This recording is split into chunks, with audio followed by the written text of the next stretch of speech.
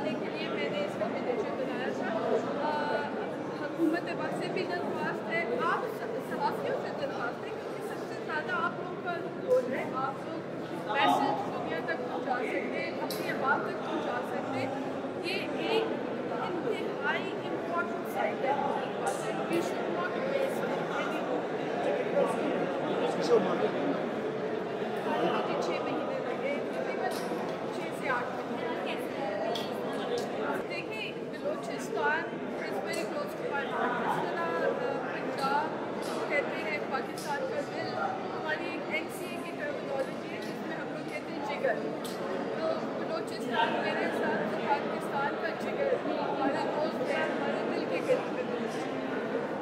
और ये इतना रेवेन्यू इकट्ठा कर सकता है सूबे के लिए कि ये is not going to be a small thing. ये एक बहुत बड़ी टूरिस्ट अट्रैक्शन, साइंटिफिक अट्रैक्शन, हर लिहाज से। लाहौर आर्ट म्यूज़ियम में हम सब लोग इकट्ठे हुए हैं, जहाँ पे एक स्कल्पचर जो कि आयशा शाह नवाज ने बनाया है, उस स्कल्पचर को देखने के लिए आए हैं। और ये जो स्कल्पचर है, ये जो मुजस्मा है, ये बलूचिस्तान का जो एक कल्चर है और जहाँ पे ऐसे नवादरात मौजूद हैं, उस चीज़ की अक्कासी करता है। और हमारी हुकूमत की ये बड़ी ख्वाहिश है और कोशिश है कि हम सारी पाकिस्तान की जो सकाफ़त है उसको उजागर करें। जो इलाकाई और जो सूबाई सतह पे हमारे जो डिपार्टमेंट्स हैं वो भी बेहतरीन तरीके से काम कर रहे हैं। म्यूज़ियम्स जो हैं उनको आगे लेके चलें, आर्ट गैलरीज जो हैं उनको बेहतर करें, और आर्ट्स काउंसिल्स जो हैं उनको मज़ीद मुतहरक करें, क्योंकि किसी भी माशरे में उस माशरे का जो कल्चर होता है वो उसकी सही तर्जमानी और अक्कासी करता है।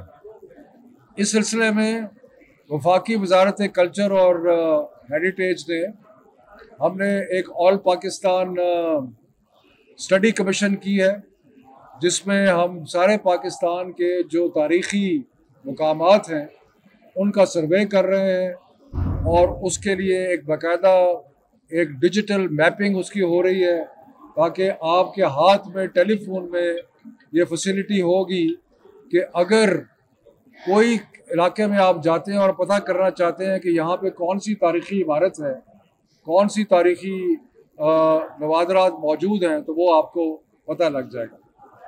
तो मैं फिर एक दफ़ा आयशा शाह नवाज साहबा को ये मेहनत करने पे मुबारकबाद देता हूँ। और लाहौर आर्ट्स म्यूज़ियम बड़ी खिदमत कर रहा है, और मुझे उम्मीद है कि और भी आर्ट को प्रिजर्व करना, आर्ट को सही तरीके से डिस्प्ले करना, ये बड़ा इम्पोर्टेंट है। तो ये तो है जहाँ तक आर्ट और कल्चर का ताल्लुक है। अब आप क्योंकि सारे आए हुए हैं तो थोड़ी सी सियासत पे और कुछ हालात हाजरा जो मुल्क के हैं उस पर बात हो। सर, आप ये बताएं कि आप बड़े एक मुतहम्मल और सुलझे हुए इंसान हैं, लेकिन आप भी उस दिन वो जो बजट की किताबें पढ़ रहे थे, आप जैसे सुलझे हुए इंसान से इस तरह बहरहाल उस वक़्त एक ऐसा माहौल था कि जिसमें जब आपके लीडर को गालियाँ दी जाए तो और आके उसके सामने बुरा भला जाए तो जज्बात जो है वो मुश्तिल होते हैं। लेकिन बहरहाल जो भी वाक़या उस दिन हुआ वो अफसोसनाक था, और उसमें किसी को कोई खुशी नहीं। मैं तो ये कहना चाहता हूँ कि नून लीग के अंदर एक ऐसा तबका है जिसकी ख्वाहिश है कि ये असम्बली ना चले। वो जब मौका मिलता है वो वहाँ धींगा मस्ती और ये चीज़ें करके असम्बली का माहौल जो है उसको ख़राब करना चाहते हैं। आपको मालूम है कि जब वज़ीर आज़म इमरान खान पहली दफ़ा लीडर ऑफ द हाउस मुंतखब हुए, जो पहला दिन था इस असम्बली का, उस दिन भी इन्होंने वहाँ पे हुल्लड़बाजी की और धींगा बश्ती की, और जिसकी वजह से वो एक बदमज़गी पैदा हुई।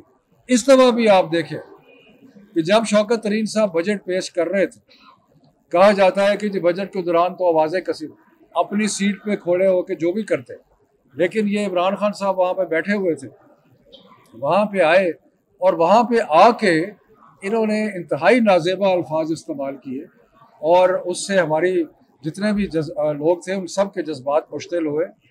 और अब भी आप देखें कि अगले कल बिलावल भुट्टो की तकरीर थी और उसने बजाय इसके कि हालात को ठंडा करे, उसने कहा जी घोड़ों की तादाद बढ़ गई, गधों की तादाद बढ़ गई। तो अगर आप इस किस्म की बातें करेंगे तो इसका मतलब ये है कि आपकी ख्वाहिश नहीं है कि हालात जो है उनको असेंबली को सही और तरीके से चलाया जाए। और मुझे यकीन है कि एक तबका ऐसा ज़रूर मौजूद है, ख़ास तौर पे नून लीग में, जिनके पीछे शायद वो जो लंदन में बैठे हुए हैं और एक और वो हैं शायद। और एक और बड़ी इंटरेस्टिंग चीज़ थी कि शहबाज शरीफ साहब जो हैं वो कह रहे हैं कि मुझे लंदन जाने दिया जाए कि मैं बहुत बीमार हूँ और मुझे अपना इलाज कराने की ज़रूरत है और मेरे हालात कोई अच्छे नहीं है।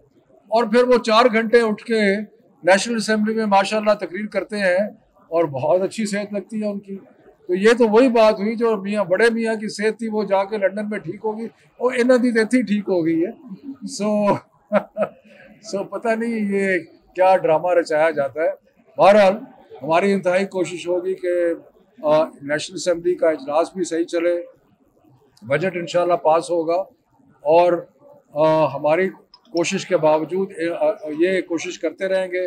ताली है एक हाथ से नहीं बजती, लेकिन हमारी कोशिश जारी रहेगी कि हम अफवाह व तफहीम से आगे बढ़ें। शफकत साहब ये बताइएगा, बजट पेश कर दिया गया लेकिन अपोजिशन ये कह रही है कि झूठ पर मुबनी है, और दूसरा ये बता दें कि शहबाज शरीफ साहब ये कह रहे हैं कि मैं मुल्क के लिए किसी के भी पाँव पकड़ूंगा, तो किसके वो पाँव पकड़ना चाह रहे हैं?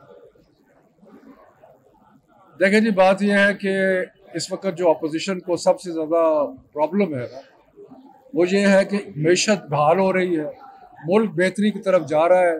जो तब्दीली का हमने वादा किया था वो तब्दीली की तरफ हम गामजन हैं और इनको पता है कि इनकी सियासत ख़त्म होने वाली है। इनको पता है कि जो बयानिया या नैरेटिव है वो चेंज हो चुका है और इसलिए अब सवाए धींगा मस्ती के इनके पास और कोई चारा और तरीका नहीं है। और दूसरा आपने क्या कहा? शहबाज शरीफ साहब मुझे नहीं पता किसके पाँव पकड़ेंगे, लेकिन फिलहाल जो नून लीग की अंदरूनी जंग जारी है उसमें उनको पता नहीं कुछ मिलता भी है या नहीं मिलता, लेकिन बड़ी जोरों से जंग जारी है मरियम की और शहबाज शरीफ। फरमाइएगा कि अगले इलेक्शन में इलेक्ट्रॉनिक वोटिंग और जो बैरून मुल्क पाकिस्तानी उनका वोट बहुत अहम होगा, तो इस मामले को अच्छे तरीके से सुलझाने या कानून पास करवाने की बजाय हुकूमत जो है वन साइडेड क्यों चल रही है, ताकि ये मामला जो है वो तजाज़ का शिकार हो? देखिए जी, हमने कोई कम से कम 20 दफ़ा अपोजिशन को कहा है कि आए और हमारे साथ बैठ के इसके ऊपर इलेक्टोरल रिफॉर्म पे बात करें। वो बात करने के लिए तैयार नहीं, फिर कहते हैं जी कंसेंसस से होना चाहिए। भी हम तो कह रहे हैं आए और हमारे साथ बैठें और बैठ के इसको तय करते हैं, लेकिन वो आने के लिए तैयार नहीं है। तो उसके बाद हम क्या करें? हमने फिर लेजिस्लेशन जो है उसको पास कर दिया। साहब ये बताइएगा, शहबाज शरीफ साहब कह रहे हैं कि हमारे दौर में जो है बिजली जो थी आवाम के लिए थी, पीटीआई के दौर में अब आवाम पे बिजली गिरा दी गई है, महंगाई का तूफान आया, अगर हमें मौका दिया जाए तो हम इससे बेहतर जो है उनके दौर के सम्राट देखने के लिए आपको लंदन जाने की ज़रूरत है। वहाँ पे आप पार्क लेन और वहाँ पे जाएं, जो अरबों रुपए की जायदादें आपको नज़र आए वो उनके सम्राट हैं। और फिर जो 24 मिलियन डॉलर की टीटियाँ लगी वो उनके सम्राट हैं। और जो इस मुल्क के साथ कर दिया दोनों जमातों ने मिलके, वो उनके दौर के सम्राट हैं। अब मुल्क एक ईमानदार लीडरशिप इस मुल्क को आगे लेके बढ़ रही है और इंशाल्लाह आप देखेंगे कि ये मुल्क जो है आगे जाएगा, तरक्की करेगा।